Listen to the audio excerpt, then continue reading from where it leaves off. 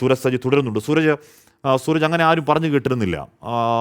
അങ്ങനെ നമ്മൾ ഇത് സാധാരണഗതിയിൽ ആരോഗ്യനില പ്രശ്നമാണെന്നോ അല്ലെങ്കിൽ ആശുപത്രിയിലാണെന്നോ ആ, എന്നൊക്കെ നമ്മൾ കേൾക്കാറുണ്ട്. ഇത് പക്ഷേ അങ്ങനെ ആരും പറഞ്ഞു കേട്ടിരുന്നില്ല. അപ്പോൾ യഥാർത്ഥത്തിൽ ആരോഗ്യനില നമ്മളെ വിട്ടുപോകുന്ന തരത്തിൽ ആരോഗ്യനില വഷളാവുന്ന കാര്യമൊക്കെ അവിടുത്തെ റിപ്പോർട്ടർമാർക്കെങ്കിലും അറിയാമായിരുന്നോ സൂരജ്?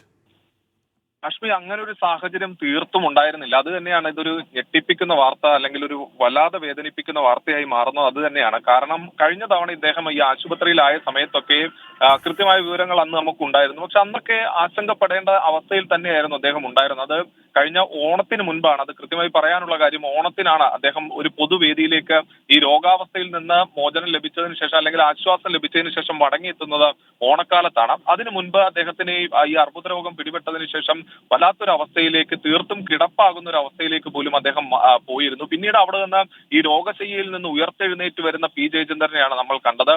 അത് വലിയ ആശ്വാസവും അല്ലെങ്കിൽ നമുക്ക് വലിയ പ്രതീക്ഷ നൽകുന്നതുമായിരുന്നു. പിന്നീട് അദ്ദേഹം ഓണക്കാലത്ത് എത്തുന്നു, മലയാളികൾക്ക് വേണ്ടി ഒരു പൊതുവേദിയിലെത്തി ഒരു ഗാനം തന്നെ മലയാളികൾക്ക് സമ്മാനിക്കുന്നു. അന്ന് അദ്ദേഹം ഈ പാട്ട് പാടാൻ എത്തിയതും അദ്ദേഹത്തിന്റെ പാട്ടും എല്ലാം തന്നെ നമ്മൾ വാർത്തയായി തന്നെ റിപ്പോർട്ട് ചെയ്തതാണ്. കാരണം ഒരു തിരിച്ചുവരവായിരുന്നു. അതിനുശേഷം പലപ്പോഴും ഈ രോഗാവസ്ഥയെ സംബന്ധിച്ച് ഈ വേരിയേഷനുകൾ അറിയുന്നുണ്ട്. പലപ്പോഴും ഈ രോഗത്തെ തുടർന്ന് അദ്ദേഹം ആശുപത്രിയിലാകുന്നു, പിന്നീട് മടങ്ങി വരുന്നു. അതൊരു സാധാരണ സംഭവം പോലെ, അതായത് എല്ലാ തവണയും ഈ രോഗം മൂർച്ഛിക്കുന്നതിനെ തുടർന്ന് ആശുപത്രിയിലേക്ക് പോകുന്നു. പക്ഷേ പൂർവാധികം ശക്തിയോടുകൂടി ജീവിതത്തിലേക്ക് മടങ്ങി വരുന്ന ജയചന്ദ്രനെയാണ് കണ്ടിട്ടുള്ളത്. അതുകൊണ്ട് തന്നെ ഇക്കുറിയും ഈ ആശുപത്രിയിൽ അഡ്മിറ്റ് ആകുന്ന സമയത്ത്, അല്ലെങ്കിൽ ഈ അമല ആശുപത്രിയിൽ ചികിത്സയിൽ പ്രവേശിപ്പിക്കുന്ന സമയത്ത് കുടുംബാംഗങ്ങൾ പോലും പ്രതീക്ഷിച്ചിരുന്നത് അത് തന്നെയാണ്. ഒരു മടങ്ങിവരവ് ഉണ്ടാകും. സാധാരണ ആശുപത്രിയിൽ രോഗം മൂർച്ഛിക്കുന്ന സമയത്ത് പോയി തിരിച്ച് കൂടുതൽ ഊർജ്ജസ്വലനായി മടങ്ങി വരുന്ന ജയചന്ദ്രനെ തന്നെയാണ് കുടുംബാംഗങ്ങൾ ഉൾപ്പെടെ പ്രതീക്ഷിച്ചിരുന്നത്. അതുകൊണ്ടാണ് ഇവിടുത്തെ മാധ്യമപ്രവർത്തകരാകട്ടെ ആർക്കും തന്നെ ഈ തരത്തിൽ ഈ ആശുപത്രിയിലാണ് അല്ലെങ്കിൽ ഒരു ഗുരുതര സാഹചര്യം ഉണ്ട് എന്ന തരത്തിലേക്ക് പോലും കാര്യങ്ങൾ എത്താതിരുന്നത്. ഇന്ന്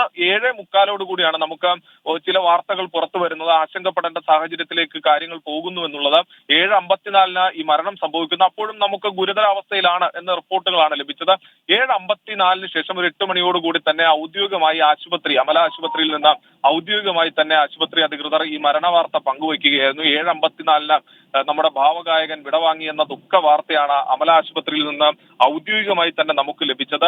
കാശ്മീർ സൂചിപ്പിച്ചതുപോലെ തന്നെ എല്ലാവരിലും ഒരുപോലെ ഞെട്ടലുണ്ടാക്കുന്നു. MD-യുടെ മരണവാർത്ത നമ്മൾ അറിഞ്ഞതാണ്. പക്ഷേ ഓരോ മണിക്കൂറിലും എത്തുന്ന അല്ലെങ്കിൽ ഇടവേളകളിൽ എത്തുന്ന മെഡിക്കൽ ബുള്ളറ്റിനുകൾ അദ്ദേഹത്തിന്റെ ഈ രോഗാവസ്ഥയുടെ ഗൗരവം നമ്മളെ ധരിപ്പിച്ചിരുന്നു. അതുകൊണ്ട് തന്നെ നമുക്കൊരു ഞെട്ടൽ ആ വിഷയത്തിൽ, അല്ലെങ്കിൽ ഒരു സങ്കടമുണ്ടെങ്കിൽ പോലും അതൊരു ഞെട്ടൽ ഉളവാക്കുന്ന ഒരു സാഹചര്യമായിരുന്നില്ല. പക്ഷേ ജയചന്ദ്രന്റെ കാര്യത്തിൽ കൃത്യമായ ഒരു ഞെട്ടൽ ഉണ്ടാകുന്നു. അത് നമ്മൾ ഒട്ടും പ്രതീക്ഷിക്കാത്ത സമയത്തുള്ള ഒരു വിടവാങ്ങൽ.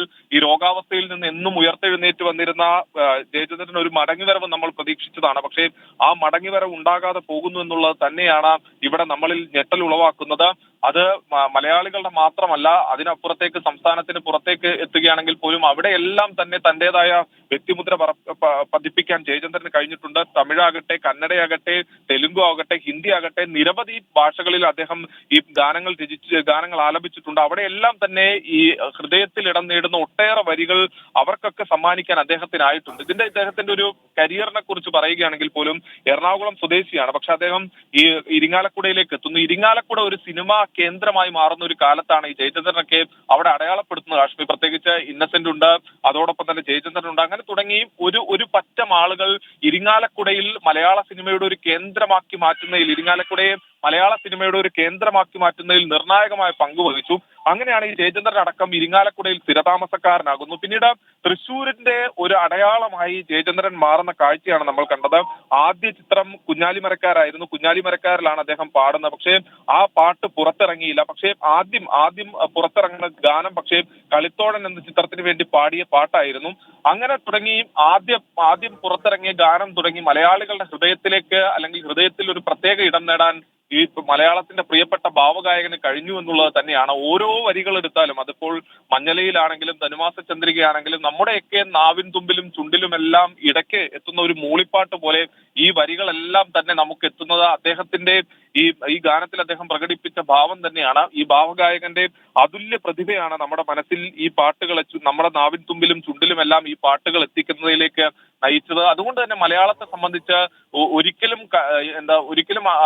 ഉൾക്കൊള്ളാൻ കഴിയാത്ത ഒരു നഷ്ടം തന്നെയാണ് ഹാഷ്മി ഇപ്പോൾ ഉണ്ടായിരിക്കുന്ന. അത്തരത്തിലൊരു വിടവാങ്ങൽ തന്നെയാണ് ഉണ്ടായിരിക്കുന്നത്. എം ഡിക്ക് പിന്നാലെ മലയാളത്തിന്റെ ഒരു ഭാവഗായകനെ കൂടി മലയാളിക്ക് നഷ്ടമാകുന്നു എന്നുള്ളതാണ് ഏറെ വേദന ജനിപ്പിക്കുന്ന സംഭവം. തൃശ്ശൂരിനെ സംബന്ധിച്ച് തൃശ്ശൂരിന്റെ ഹൃദയവികാരമായിരുന്നു. എറണാകുളത്ത് നിന്ന് തൃശ്ശൂരിലേക്ക് ഇരിങ്ങാലക്കുടയിലേക്ക് താമസക്കാരനായി എത്തിയതാണെങ്കിൽ പോലും ഒരു തൃശ്ശൂരുകാരനായിരുന്നു ജയചന്ദ്രനെ കണ്ടിരുന്നത്. അത് സാംസ്കാരിക വേദിയാകട്ടെ, തൃശ്ശൂരിന്റെ സാംസ്കാരിക വേദികളിലാകട്ടെ, അവിടെയെല്ലാം നിറ സാന്നിധ്യമായിരുന്നു. കഴിഞ്ഞ ഓണക്കാലത്താണ് അദ്ദേഹം ഒരു പൊതുവേദിയിൽ വലിയ ആവേശം ചൊരിഞ്ഞുകൊണ്ടെത്തുന്നത്. അത് അദ്ദേഹത്തിന്റെ പുതിയ ഗാനം പാടുന്നതിന് വേണ്ടിയും ഈ റെക്കോർഡിംഗും ഒക്കെ ആയി എത്തുന്ന സമയത്ത് അവിടെ നമ്മൾ ഉൾപ്പെടെയുള്ള മാധ്യമപ്രവർത്തകർ വലിയ ആവേശത്തോടു കൂടിയാണ് അദ്ദേഹത്തെ സ്വീകരിച്ചത്. അന്ന് അദ്ദേഹം വല്ലാതെ രോഗാവസ്ഥയിലേക്ക് പോകുന്നു. ശരീരമാകെ ക്ഷീണിച്ച് നമുക്ക് പറഞ്ഞറിയിക്കാൻ കഴിയാത്ത ഒരു അവസ്ഥയിലായിരുന്നു. അദ്ദേഹത്തിന്റെ ചിത്രങ്ങളൊക്കെ അന്ന് പുറത്തു വന്ന സമയത്ത് എല്ലാവരെയും, അത് മലയാളികൾ ആരൊക്കെ ഉണ്ടോ, മലയാളികൾ എവിടെയൊക്കെ ഉണ്ടോ, അവരെ എല്ലാവരെയും വേദനിപ്പിക്കുന്ന ചിത്രമായിരുന്നു അന്ന് പുറത്തു വന്നിരുന്നത്. അദ്ദേഹത്തിന്റെ രോഗാവസ്ഥയിലുള്ള ചിത്രം പുറത്തു വന്നിരുന്നത്. പക്ഷേ അവിടെ നിന്ന് അദ്ദേഹം മടങ്ങി വരുന്നു, അല്ലെങ്കിൽ ഒരു ഉയർത്തെഴുന്നേൽപ്പ്, ഒരു ഫിനിക്സ് പക്ഷിയെ പോലെ അദ്ദേഹം പറന്നെഴുന്നേൽക്കുന്ന കാഴ്ചയാണ്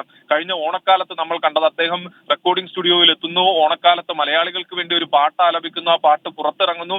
അങ്ങനെ വലിയ ജീവിതത്തിലേക്ക് ഒരു മടങ്ങിവരവ് അറിയിച്ചിരുന്നു. അതിനുശേഷവും പലപ്പോഴും ഈ രോഗാവസ്ഥയിലേക്ക് പോകുന്നുണ്ടെങ്കിൽ പോലും അത് എല്ലാം മാറി ഈ കിടക്കയിൽ നിന്ന്, ആശുപത്രി കിടക്കയിൽ നിന്ന് മടങ്ങി വരുന്ന ഒരു കാഴ്ചയാണ് നമ്മൾ കണ്ടിരുന്നത്. ഇക്കുറിയും കുടുംബാംഗങ്ങൾ ഉൾപ്പെടെ പ്രതീക്ഷിച്ചതും ഒരു തിരിച്ചുവരവ് തന്നെയാണ്. പക്ഷേ ഒരു തിരിച്ചുവരവില്ലാതെ അദ്ദേഹം മറ്റൊരു ലോകത്തേക്ക്, എം ഡി ഒക്കെ സഞ്ചരിച്ച അതേ ലോകത്തേക്ക് അദ്ദേഹവും മലയാളത്തോട് വിട പറഞ്ഞുകൊണ്ട് പോവുകയാണ്. പക്ഷെ അദ്ദേഹം ഈ മലയാളികളോട് വിട പറയുന്നുണ്ടെങ്കിൽ പോലും അദ്ദേഹം പാടിവെച്ച പാട്ടുകളുണ്ട്. അത് എന്നും മലയാളിയുടെ ഹൃദയത്തിൽ തന്നെ ഉണ്ടാകും. ആ പാട്ടുകൾ എന്നും മലയാളികൾ ഓർത്തെടുക്കും. അവർ അത് ഏറ്റുപാടും. മലയാള സിനിമയെ സംബന്ധിച്ച്, മലയാളികളെ സംബന്ധിച്ച് ഒരു തീരാ നഷ്ടമാണ് ഹാഷ്മി ഉണ്ടായിരിക്കുന്നത്.